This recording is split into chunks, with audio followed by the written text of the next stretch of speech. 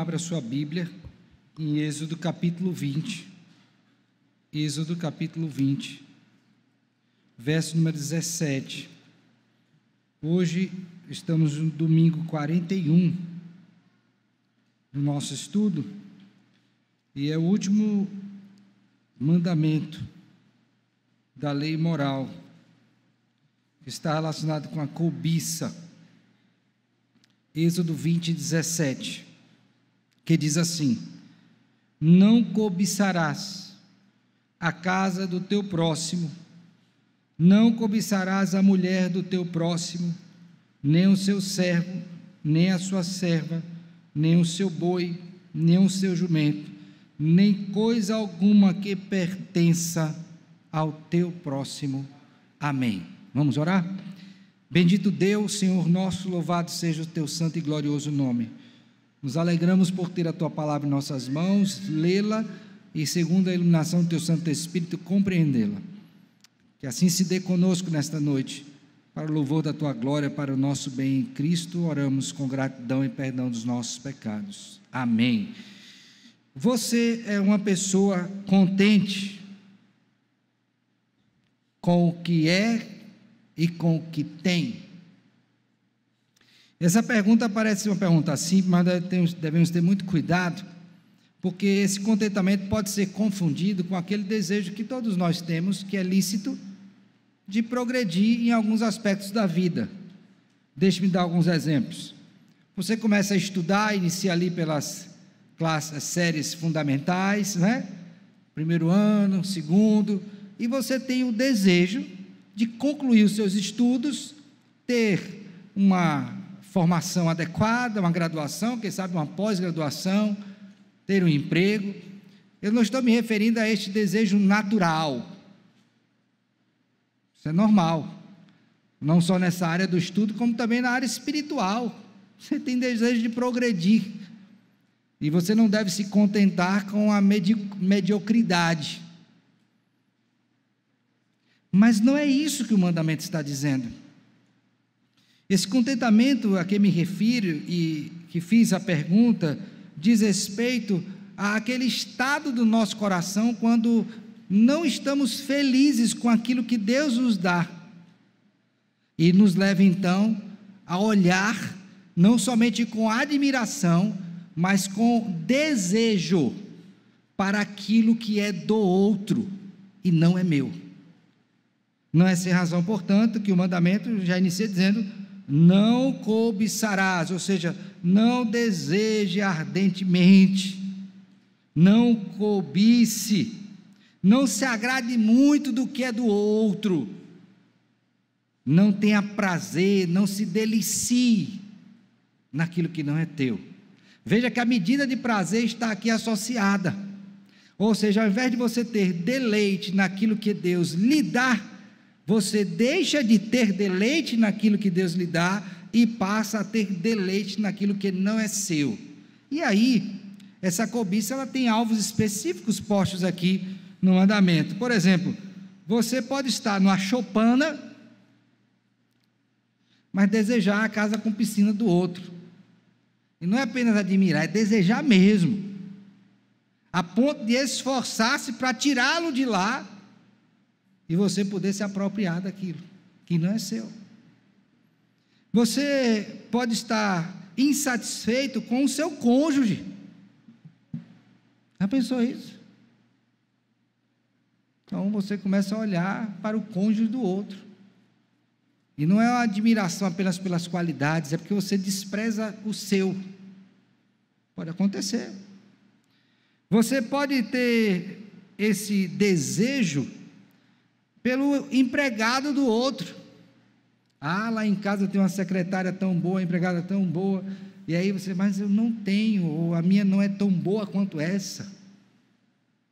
Então Deus coloca aqui situações que eram comuns naquela época, para que a pessoa entendesse que independente do que fosse, por isso no final tem, nem coisa alguma que pertença ao teu próximo, ou seja, o que é do outro, eu devo ter esse desejo. Isso é pecaminoso, é reprovável. E aí nós temos um exemplo na Escritura bem interessante disso, que é o caso da vinha de Nabote. Lembram disso? Nabote tinha uma vinha, e o rei, como era o nome do rei? Como é? Acabe, que tinha uma mulher chamada Jezabel. Acabe já estava triste por uma série de circunstâncias, o texto descreve, e ele chega na sua casa, e da sua varanda ele avista a vinha de Nabote, ele cobiça a vinha de Nabote, e ele tenta negociar, e Nabote disse: eu não vendo porque é uma herança familiar, não vou me desfazer. Aquele homem ficou tão mal com aquilo, que ele deprimiu. Sua esposa o vê naquela condição, e estabelece um modo nada convencional, pecaminoso, para dar aquela vinha para Acabe. Ela forja um cenário de mentira, um juízo pecaminoso. Nabote é condenado, morre, e aí ela diz: mas agora vai e tome posse, que ele já não é mais o dono, está morto. Veja a que ponto pode chegar a nossa cobiça. E quando estava estudando esse mandamento, fiquei pensando: meu Deus, o que é que as pessoas podem fazer quando elas não estão plenamente satisfeitas em Deus e naquilo que Deus dá? Além da tristeza, da angústia que pode inundar o coração, tem gente que mente, tem gente que mata, tem gente que morre, tem gente que se endivida, trai, tudo para ter o que ela deseja ter, mas que Deus não lhe deu. Eu lembro de um caso interessante na minha infância, que uma moça invejava o cabelo da outra, ela queria ter cabelo liso. Não tenho nada contra com quem cuida dos seus cabelos, só estou dizendo um exemplo, tá bom? E ela aplicou um produto no cabelo porque ela queria alisar, pois ela conseguiu o que ela queria, ficou careca, porque o produto era tão forte, que o cabelo dela não suportou a química, caiu, esfarelou. E agora o que fazer? Botar uma peruca? Mas aí você pergunta: por que a pessoa fez isso? Porque a pessoa pode mostrar o descontentamento até no cabelo, na cor dos olhos, na cor da pele, no seu cônjuge, no trabalho. E esse mandamento confronta-nos, como confrontou as pessoas naquela época, porque a questão do contentamento não começou aqui no Éden. Lembra? Quando Satanás tentou a Eva, ela disse que ela olhou para a árvore e ela viu a árvore de um modo diferente. Ela era agradável à vista e era boa. Ela cobiçou aquilo que Deus disse que não podia, não era para ela, pelo menos naquele momento. E ela tomou, e o que foi que aconteceu? Tragédia. Então o contexto de Êxodo 20 deve ser visto à luz de Gênesis capítulo 3, que é o contexto da tentação, para que você entenda que quando você cai nesse pecado, a tragédia é grande, assim como foi com os nossos primeiros pais. Mas não para aí. O povo sai do Egito, e no Egito o povo reclamava que estava sofrendo. Lembram disso? Ô Senhor, abençoa, essa terra é ruim, essa terra mata a gente, é uma terra de opressão. Lembram disso? E Deus ouve e manda Moisés e tira. Quando o povo começa a andar, o que é que o povo começa a fazer, já em Êxodo capítulo 16? Murmurar. Não está bom não. Que saudade do Egito. Lá a gente estava sofrendo, mas pelo menos lá nós comíamos, os alhos. Mentira! Pão do sofrimento, falta de contentamento. E aí as perguntas de hoje nos colocam diante de 3 questões básicas para a gente entender a questão do contentamento. Por que que eu, como crente, nesse contexto, eu preciso aprender a ter contentamento para não ficar cobiçando aquilo que é do outro e pecar? Primeira coisa, porque o contentamento é um mandamento de Deus para nós, no sentido positivo. Ele diz: não cobice. Por outro lado, contente-se. Aprenda a ter contentamento, é um mandamento do Senhor. E a pergunta 113 diz: o que é que Deus exige no 10º mandamento? Jamais pode surgir em nosso coração o menor desejo ou pensamento contra qualquer mandamento de Deus. Pelo contrário, devemos sempre, de todo o coração, odiar todos os pecados e amar toda a justiça. Eu tenho que me dedicar a fazer a vontade de Deus, me alegrar nisso. E aí eu quero que você abra a sua Bíblia, por favor, em Filipenses capítulo 4, verso 10. Por favor, leiam juntos do 10 ao 13. Filipenses 4, 10 a 13. A pessoa vai dizer: pastor, mas eu sou uma pessoa contente. É possível, mas a gente só vai saber disso na adversidade, porque é muito bom estar contente com a bonança. E na adversidade eu sou contente? Eu tenho contentamento? Então, por favor, Filipenses 4, 10 a 13. Leia aí juntos o que é dito. Vamos lá? 2, 3 e...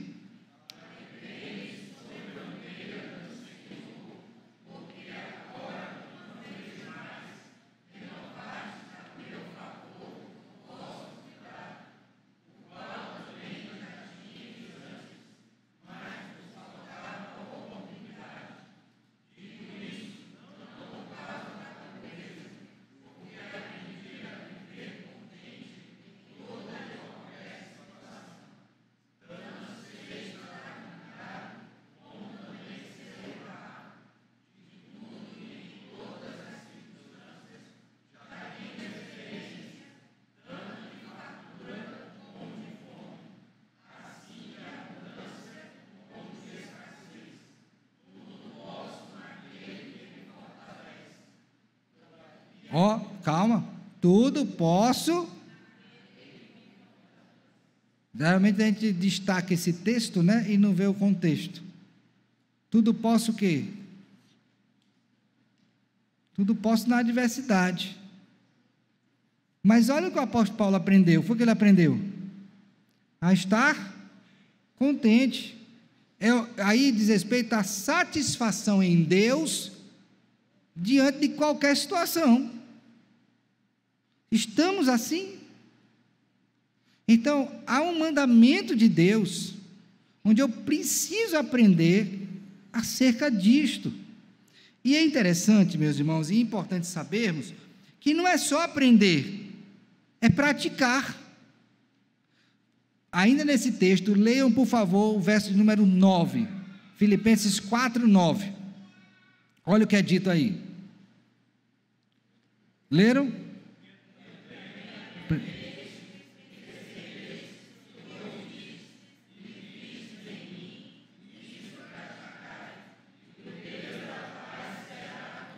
O apóstolo Paulo usa 4 verbos aí antes de falar praticar. O que foi? Aprender, ouvir e ver. 4. Então ele está dizendo o seguinte: você olhou para mim, aprendeu, agora o quê? Pratique.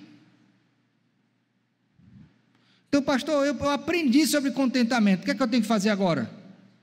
Praticar. E uma das coisas que vai mostrar se você realmente está aprendendo isso é parar de murmurar, que é aquela reclamação infundada diante do cuidado de Deus com a sua vida. Então a murmuração é uma evidência da sua falta de contentamento. E geralmente aquelas pessoas cobiçosas, elas são murmuradoras. Agora veja, se uma pessoa não guarda o 10º mandamento, que é o de contentamento, ela vai guardar o 9º? Então ela vai mentir. Ela vai guardar o 8º? Então ela vai furtar. Ela vai guardar o 7º? Vai adulterar. Ela vai guardar o 6º? Ela vai matar. Ela vai guardar o 5º? Ela vai desonrar. Ela vai guardar o 4º descanso? Ela não vai descansar, ela não está contente. cabeça não para. Então ela vai quebrar o quarto. Ela vai guardar o terceiro? Não. Ela vai tomar de modo indevido o nome de Deus. Ela vai guardar o segundo? Não, ela vai erigir deuses no coração dela, que são alvos daquilo que ela julga trazer contentamento. E muito menos o primeiro. Aí vale aquilo que Tiago escreveu: quem transgride um só mandamento, torna-se réu de todos os outros. Por isso que esse mandamento do 10º, da cobiça, é tão importante. Porque ele é um mandamento, irmãos, que geralmente não é visível. Por exemplo, matar pode ser visível ou invisível, não é verdade? Visível, matei, com violência, né? Mas eu posso matar no coração, com ódio. Mas a cobiça, como é que eu vou pegar a cobiça? A cobiça geralmente se manifesta na quebra de outro mandamento. Então ela fica guardadinha aqui dentro, sendo gestacionada. E quando ela dá vazão, ela dá através da quebra de outro mandamento. Então a primeira razão é porque Deus mandou. A segunda é porque ele é um pecado oculto, não visto pelos nossos olhos. Então eu tenho que combater isso, porque ela fica aqui dentro. E quando eu dou vazão, essa vazão se dá geralmente com a quebra de um outro mandamento. Por exemplo, o que eu acabei de falar sobre a vinha de Nabote. Ele cobiçou. Mas como foi que essa cobiça foi posta para fora? Com a tristeza dele evidente. E consequentemente com o quê? Com o assassinato do dono da terra. Mas aí a pessoa diz: você é cobiçoso? Ela diz: não, eu não sou.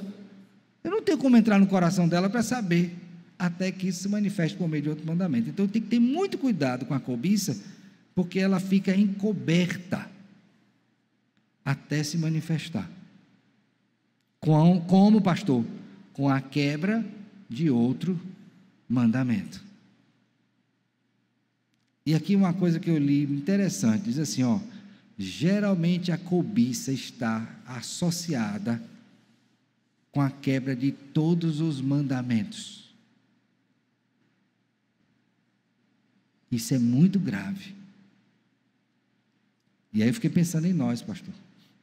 Às vezes a gente cobiça a igreja do outro, as ovelhas do outro, a cidade do outro, a compra do outro, a qualificação do outro. Terrível isso. Vigiar o nosso coração, porque é um mal que ataca a todos, silenciosamente.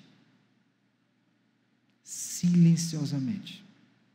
Então, primeiro, porque é um mandamento de Deus. Segundo, porque ele está arraigado no nosso coração e é um pecado invisível, até que se manifesta por meio da quebra de outro quê?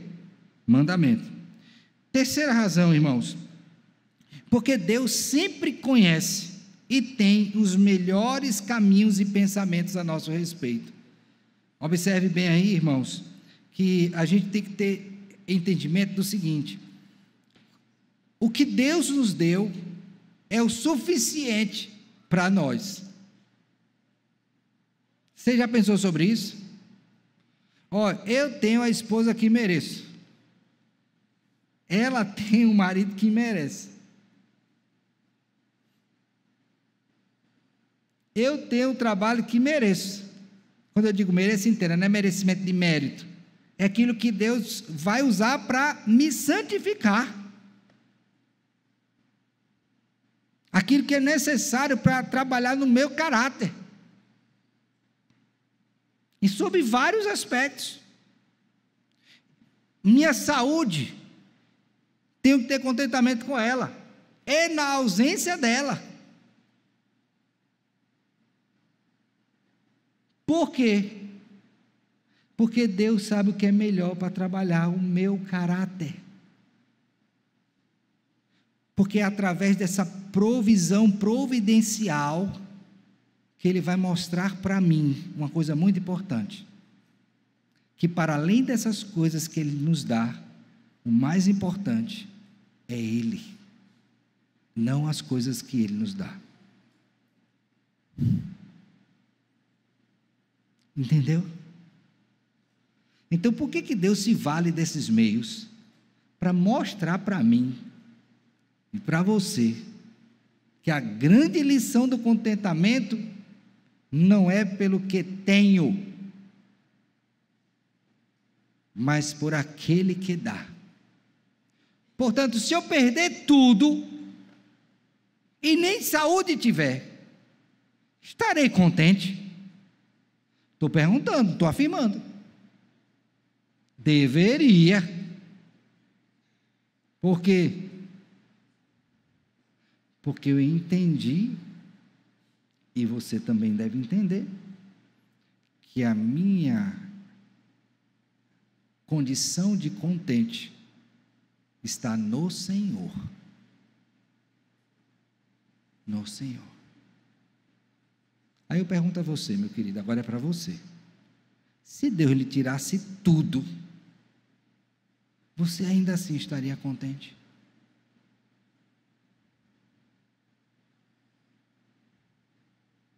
Meu irmão, a gente não pode ter uma unha encravada, que já está levantando e abrindo a boca e murmurando.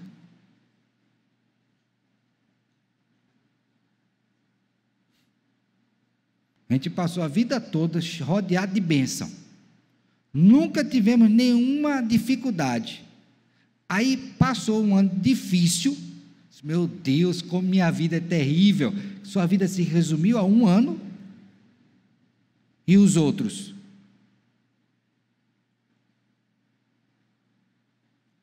Fica como? O Deus que lhe assistiu lá, não é o mesmo que está assistindo aqui? Seu contentamento. Eu não estou falando que dificuldade não seja dificuldade. Eu não sou louco, nem vocês são.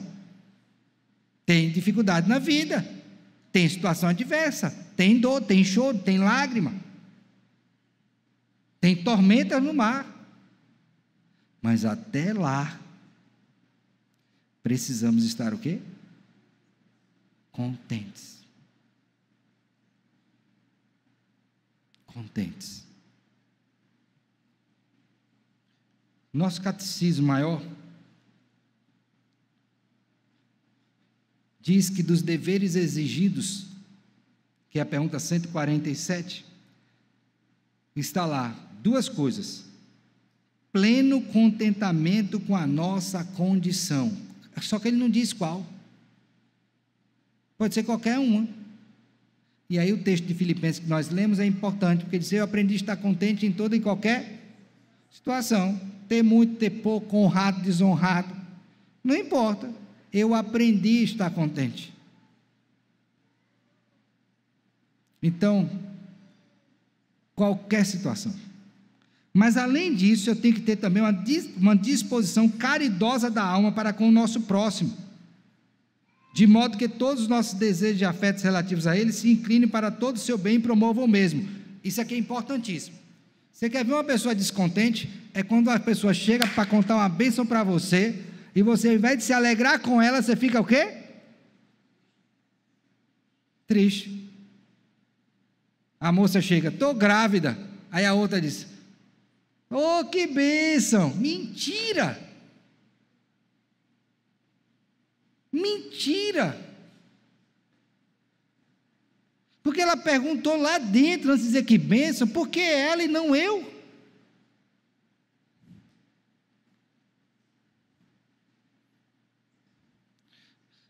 Uma pessoa que não entende esse mandamento, ela não tem, além de murmurar pelo estado dela, ela não tem a verdadeira alegria pelas bênçãos que Deus dá ao outro.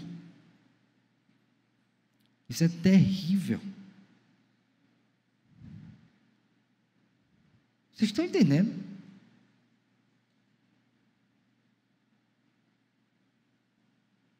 Mas é uma disposição de dentro.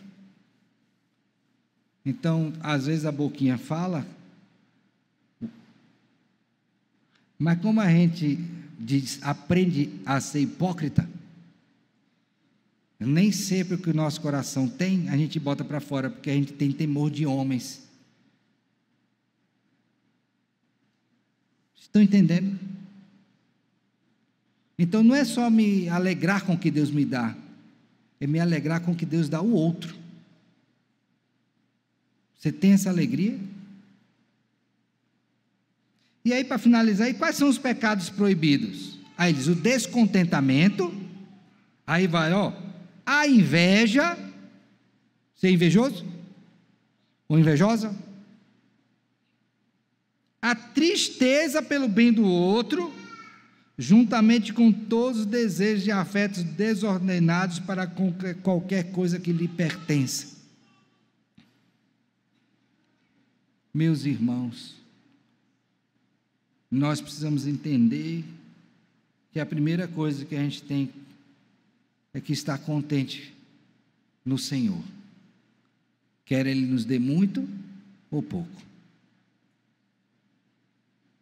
Eu fico olhando aqui no Piauí, né? Ontem me perguntaram, quer morar aqui ou na sua terra? Eu disse, rapaz, hoje eu prefiro morar aqui. Então, mas o senhor é louco? Eu disse, rapaz, eu prefiro morar aqui mesmo. Eu não sou teresinense, mas prefiro. Paciência, né? Mas um calor desse, você não está contente com o calor, não?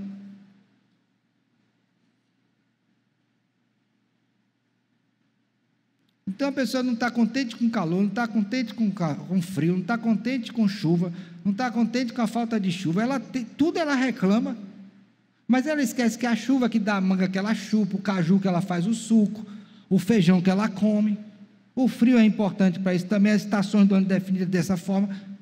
Então você está descontente com tudo. Finalmente você reclama de Deus, não é?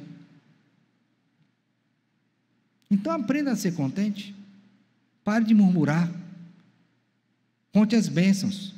Quando a pessoa chega lá no gabinete para falar sobre isso, vamos fazer o seguinte, você vai pegar um caderno e vai botar tudo que você reclama de Deus, numa página, na outra você vai botar tudo que você agradece a Deus.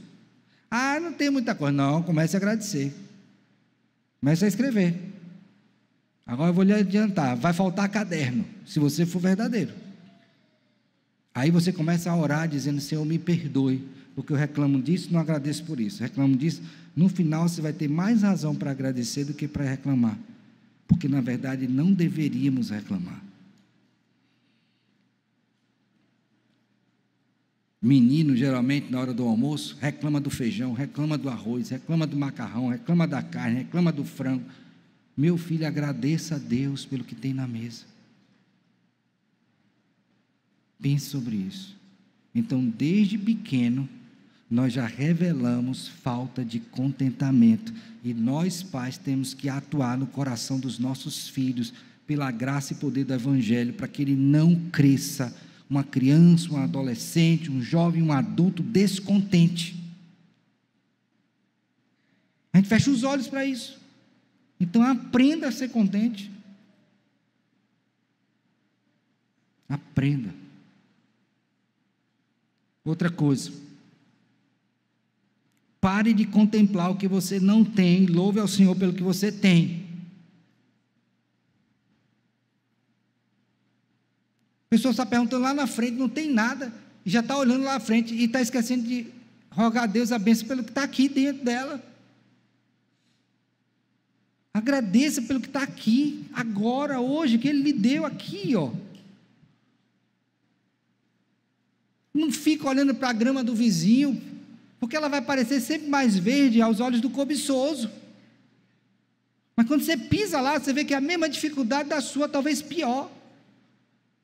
A vida do outro sempre é melhor, né? Até descobrir que não é como a gente imaginava.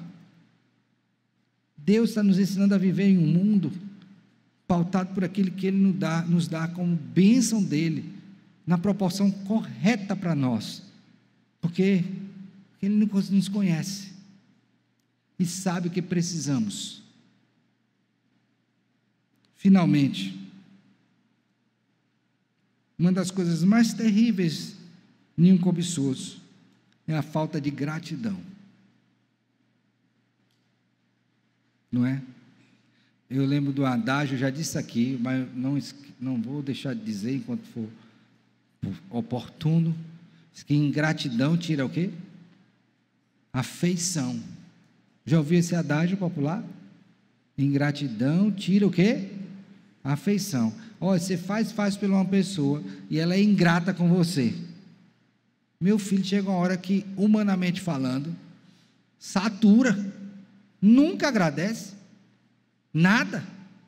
Irmãos, Deus não satura, porque Ele é um ser infinito.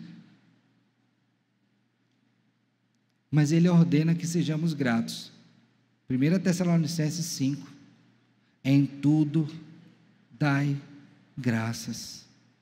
Aprenda a ser grato. Aprenda a ser grato, mesmo diante de coisas difíceis. Seja grato. Finalmente, a mulher de Jó deu um conselho de louco para ele. Diante de toda a aflição, e ele disse que não murmurava, né? Em todas essas coisas não desandou Deus ou Jó a boca contra o Senhor, nem lhe atribuiu falta alguma, né? E a mulher deu um conselho. Lembra do conselho que ela deu? Jó, é o seguinte: o sofrimento está grande, já perdemos nossos bens, já perdemos nossos filhos, você já não presta mais, porque sua saúde já está aí toda estragada, só resta uma coisa para você, meu filho: você amaldiçoa a Deus e morre. Talvez seja essa a atitude de muita gente descontente, por isso que tem tanta gente tentando tirar a própria vida,